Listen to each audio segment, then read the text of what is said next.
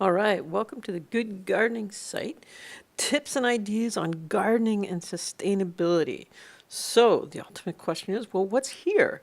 We have articles, news, videos, we have gardening ideas and insights, we have food, nutrition, recipes, and we talk a lot about structure and layout and organization of your garden. So, a lot about garden design and how to really produce good crops with sometimes very little land, even if it's a small plot on your patio to a little small backyard you're using. Lots of good ideas. So why garden?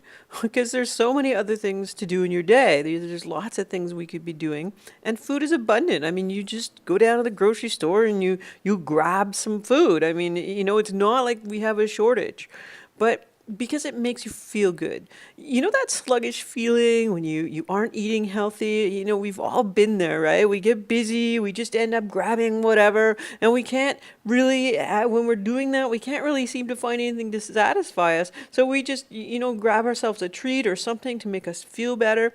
And, food labels are written so small, we can't read them anyway. So why bother? I mean, it's, even if you considered eating healthy when you shop at the grocery store, it's such a difficult thing to do. You have no idea what's gone on those plants, what's gone, in that box.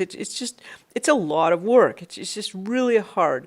The one thing about gardening is you can determine that you have not used any chemicals or pesticides or MSG or any additives on your food. You know exactly what you've done, how you've done it, what's gone into it. So it's a huge step in taking back control of your own health.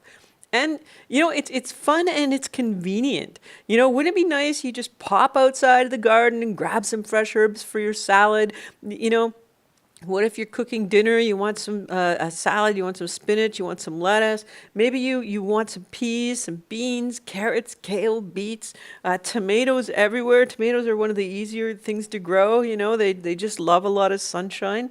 It's just, and it's fresh, that there is nothing like just picking something and it has that vitality still to it. And that is really what is best for us is that right from the vine onto our plate, and that gives the greatest life force that we're ingesting.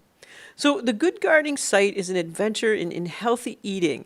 And this is what leads us to abundance. There's some quick tips that make sense and can be implemented with ease, like right away. There's some gardening hacks for growing your own food simply and affordably, even if it's just on the patio. And we have some recipes that are easy to prepare and provide nutritional benefits that we all crave, and they taste good. And then we have some ideas for things like storing, preserving foods and accessories, both to, lessen our grocery bills over long term, and for that just in case scenario, if we ever did have any type of a natural disaster or something like that. And also we talk about, gardening structures and making that garden into a nice design and sort of energy pleasing, if you will, and a nice peaceful place, an oasis to sit in. Knowledge is power. And even if you only garden a small space, the practical knowledge and experience that you will gain will always be useful.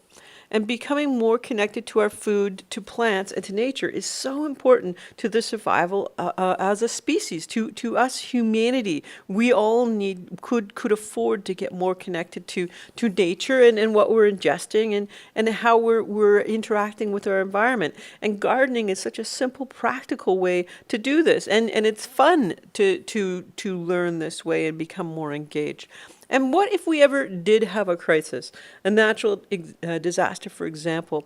Knowing how to grow food and what to grow is quite critical in those situations. So even, that knowledge that you learn today from going out and just trying to play around with a smaller garden will be invaluable for you, your connection and your understanding if you ever did get into a situation where there is no food supply or the grocery stores are out of food, things like that. So it's just a really good skill to have. Nature is very healing. Plants not only absorb CO2, they also absorb other toxins in our environment. They cleanse our surroundings for us. They're actually doing far more for us than we really understand. And working with nature increases our intuitive abilities. When we listen, we notice things. If we just sort of sit in our garden and stare at something, it will, in essence, energetically speak to us, and we will kind of go, oh, maybe I should water it, for example. Some things are more obvious than others. But when we get up and just go do something, it will turn out, we'll see later, oh, now I know why I was so compelled to do that then. It's actually a very interesting process of communication with you in your garden. So join us, download our free report, 7 Ways to Feng Shui Your Garden. And then when you do that, you can watch our video, which gives you some benefits of leading a healthier, wealthier life. And as a bonus, we have a weekly newsletter full of brand new tips and ideas. And the concept is to take you on a journey. We're going to discuss some great ideas and some tips and things you might want to be thinking about at a particular time of year in a particular season. So I will see you on the inside.